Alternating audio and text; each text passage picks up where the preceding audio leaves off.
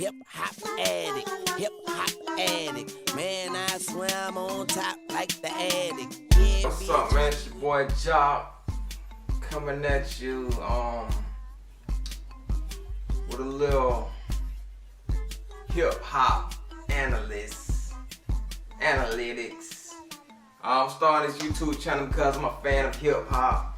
I'm a fan of music. I've always wanted to voice my opinion on hip-hop, and also, you know, I'm just a fan of music. You know, I love music. I love all the new cats, all the new shit. So you know, I decided just to come at you daily with my musical insight. You feel me? A little bit about me, man. I'm from Eatonton, Georgia, small town, population of 6,000. Not very much opportunity. So, you know, I decided to come up to the Atlanta area and try different things. So I'm coming at you live with my hip hop daily shit, man. So far, we got the Jeezy Gucci Verzuz tomorrow. I'm ready for it, dog. You know, I got my white tee I'ma wear to the living room. I got my Verzuz, you know, my 4X white tee. I might wear a black tee, cause you know Gucci had I rob in my black tee, hit licks in my. So I might wear my black tee, I don't know. I got my Verzuz, I got my Bapes, I got my Kanye glasses. Shit, man, I got a pocket full of crack I even might sell. You know, this shit make me wanna sell some crack. No, I'm just bullshitting. Don't take that serious, you know, I'm just fucking with y'all, but you know, man, this Verzuz shit, cause if y'all ain't familiar, you know the beef with Gucci and Jeezy, and Jeezy putting the bounty on the chain, and Gucci being set up by a female, and you know, she I guess sat him up to have his chain taken after the So Icy track.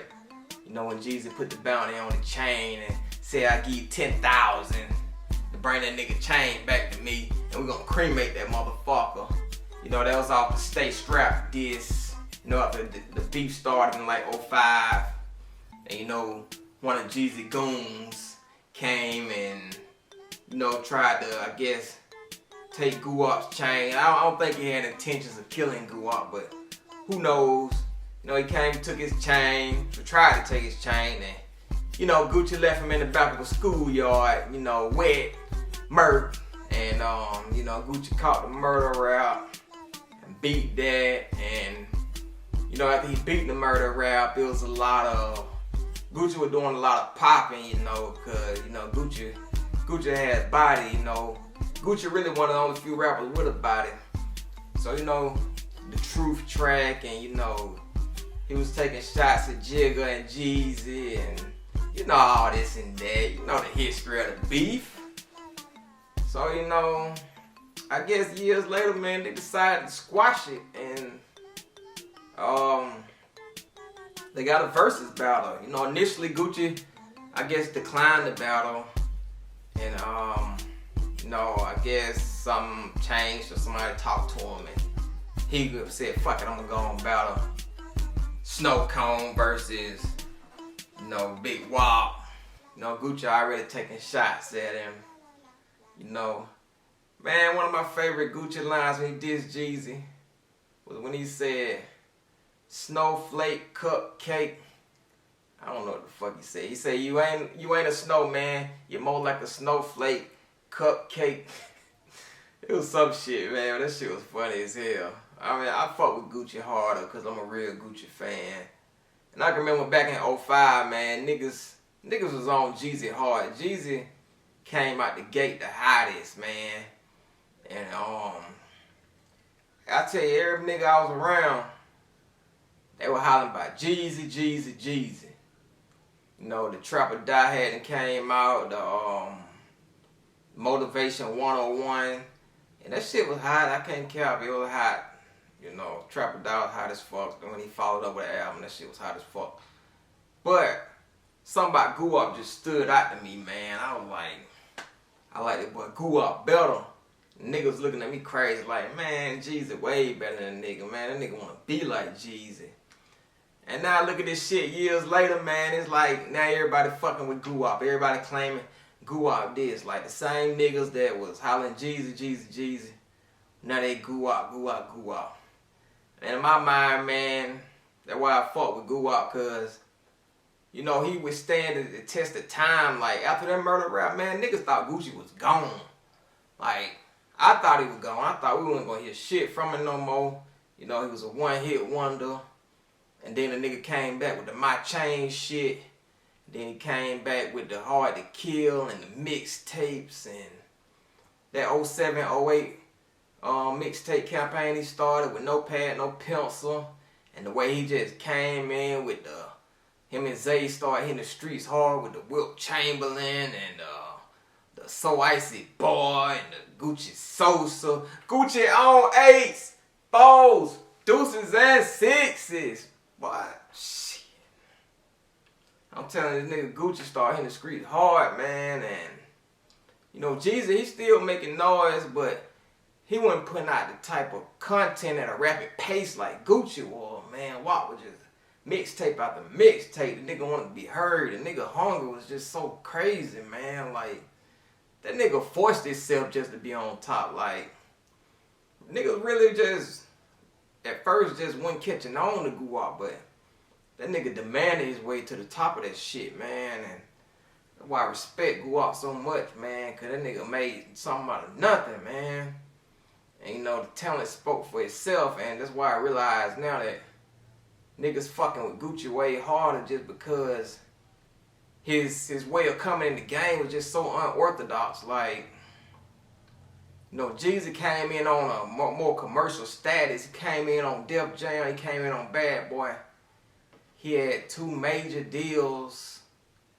And, you know, his album was already, you know, structured. He had Jay-Z, who was the president of Def Jam at the time. You know, that shit was just paid for him. So Gucci came in, independent label, you know, Big Cat Records. You know, it wasn't no major label. He had Maceo, he had Rashida, a couple more people, Black Magic. But still, man, Gucci, the way he just rapped, the way his lyrics hit, the way he just didn't give a fuck about what he said, that shit stood out to me, man. That's why I say, you know, Jeezy might have won the race, but Gucci ran, he won the marathon. You feel me? Gucci won the marathon. So, that's why I'm like, man, niggas just fucking with WAP harder now because WAP stayed so relevant with the streets. He stayed so relevant with the youth, you know, like, he helped the Migos, he helped Thug, he helped Pee Wee, he helped Nicki, French, all these people, he helped them. Like, you know, and these was new up and coming artists, and WAP was like already damn near in his 30s or 40s, close to it when these people were dropping, and yet, you know, he was fucking with them. Like, you know, you don't hear a lot about Jeezy bringing in new artists or artists is saying that, you know, Jeezy helped them. I ain't saying he didn't help them, but I'm just saying I ain't heard it to the way that WAP do this shit. Like, man, WAP got an ear for talent, man. The niggas just, he made a way out of nothing, man. So that's why I think niggas is flopping harder to Gucci now, because the longevity, man, they really seen what he was through the test of time, like, as an artist, man. So, you know, that's why I'm thinking Guap gonna win this battle, because he has way more music. Like, outside of Trap or Die and Can't Ban the Snowman, Jeezy doesn't have a real mixtape catalog, cause Gucci got like So Icy Boys, Wilt Chamberlain, Gucci Sosa, I'm Up, Trap God, Birdprint, so many mixtapes, as well as his albums. Like, first of all, he got just way more music. Jeezy might have way more commercial bangers. You know, I think he got way more commercial bangers. But from a sense of just fucking with the hood, WAP just got way more, much music and way different, better trap music, you ask me. Cause I mean, Jeezy's first album, classic, true enough. You know, he can hit you with a lot of shit off the first album. That's classic, granted. Second album, I mean, it's semi-classic. That was 102. You know, he can hit you with some shit off Trap or Die. But after the Recession album, man, I didn't see any progression in Jeezy after the Recession. And that was a dope album. I feel like that's a classic in my book. But after the Recession, I just didn't see it, man. But Guwap, I mean, then he's on so many features. Like, he got songs with Migos that he can play. He got songs with Thug. He got songs with just a bunch of different younger cats, man. And in the past, to me, Jeezy ain't had a lot of features, man. Like, so that's why I'm calling this battle Guwap, man. Cause Guwap just got a way better trap vibe than me. You know, you can say this or that, but hell, that's where I feel, man. So we got the Verzuz battle tomorrow, man. We got a lot of different shit going on. I'm here for it, dog. You know, Gucci one of my top 5. I fuck with Gucci hard. My top 5, of course, the big homie Jay, Cam, Kanye, old Kanye, as everybody would say. After Dark Twisted Nightmare, that's my run with Kanye. After Yeezus. So from College Dropout to Yeezus, Kanye. I fuck with that Kanye. And Guwap. And you know, my last spot is always changes. Sometimes it's Cam, sometimes it's Ross. But Guwap in my top 5 all time, man. And I fuck with the kid. So you know, this is just my opinions. I'm coming at you live, Hip Hop Daily. So man, next episode, man, I'm gonna be critiquing the Future and Uzi album.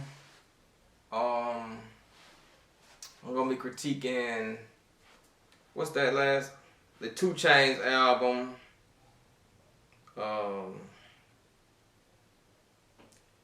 Oh yeah, and the Kodak Black album. No, there's not a lot going on today in hip hop at the very moment. But